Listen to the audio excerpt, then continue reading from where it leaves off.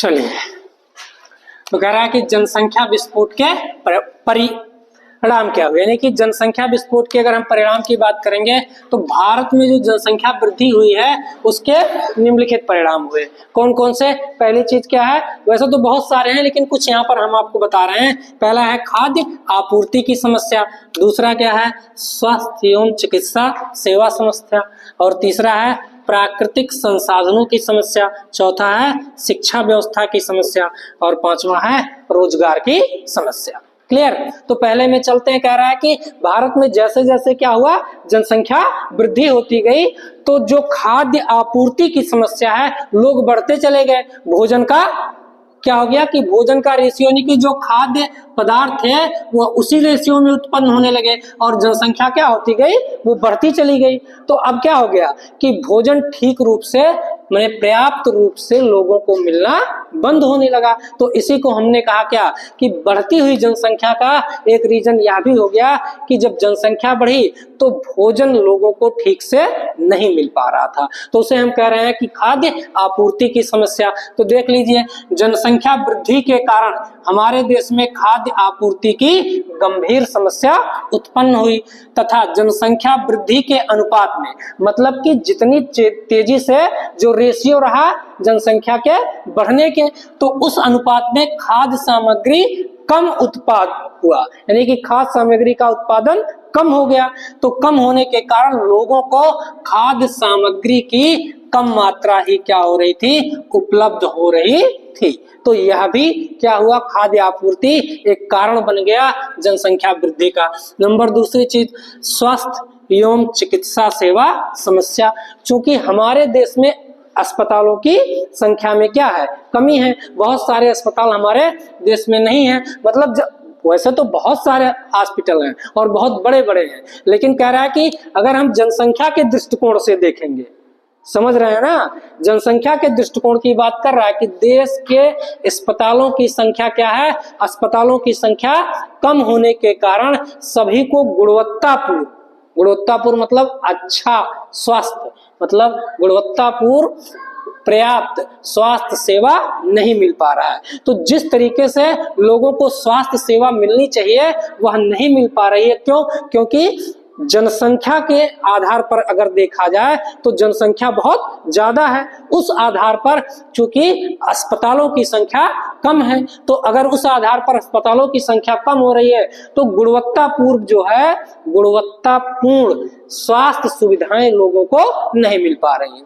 सुविधा तो मिल ही जा रही है, अगर कोई बीमार हो जा रहा है तो आप देखिए बहुत सारे झोला छाप डॉक्टर क्या है यहाँ वहां बैठे हुए हैं, तो जो प्राइमरी ट्रीटमेंट है वो लोग करा ले जा रहे हैं। लेकिन अभी आपने देखा कि एक बड़ी महामारी चली, कोरोना एग्जाम्पल लीजिए आप, तो कोरोना में क्या हुआ, चूंकि जो क्या थी हॉस्पिटल जो थे उनकी संख्या कम हो गई। अब अचानक इतने पेशेंट हो गए कोरोना के, तो जब इतने पेशेंट हो गए, पूरा का पूरा जितना हॉस्पिटल था सब भरा हुआ था, लोगों को ऑक्सीजन का सिलेंडर नहीं मिल पा रहा था। तो क्यों नहीं मिल पा रहा था? क्योंकि जो क्या है हॉस्पिटलों की संख्या है वो कम है और मरीज क्या हो गए, बहुत ज्यादा हो गए। मरीज ज्यादा क्यों हो गए भैया?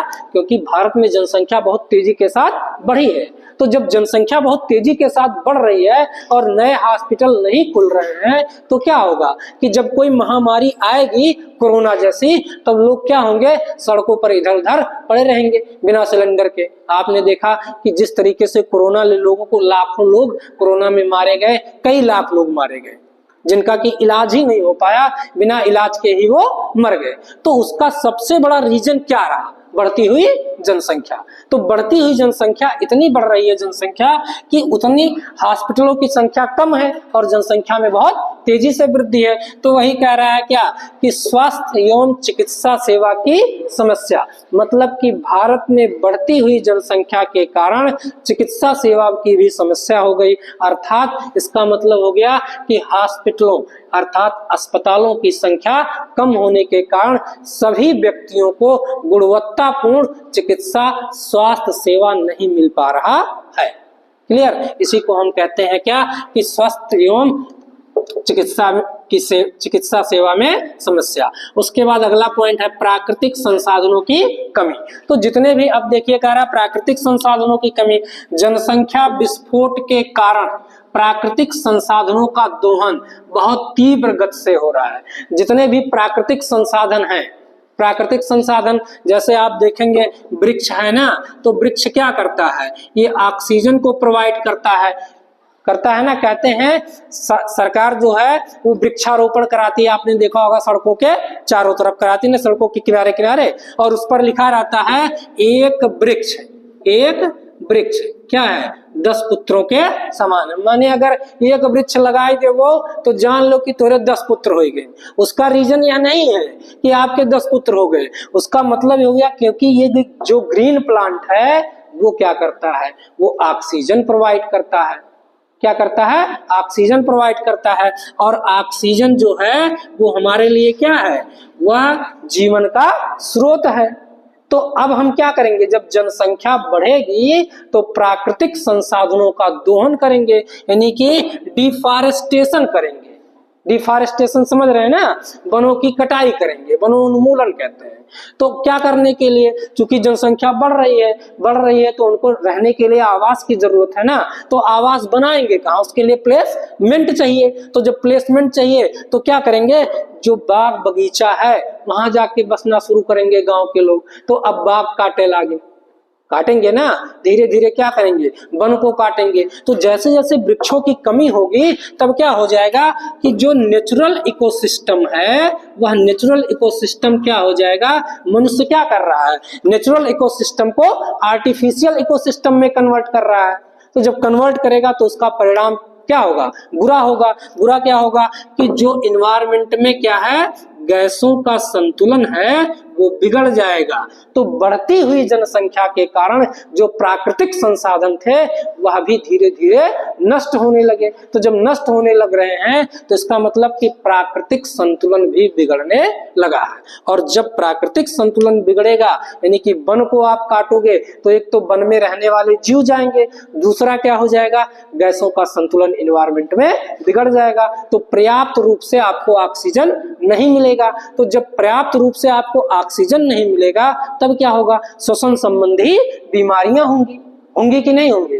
तो वही चीज इसमें कह रहा है कि प्राकृतिक संसाधनों की समस्या, यानी कि जनसंख्या विस्फोट के कारण प्राकृतिक संसाधनों का दोहन बहुत तीव्र गति से हो रहा है।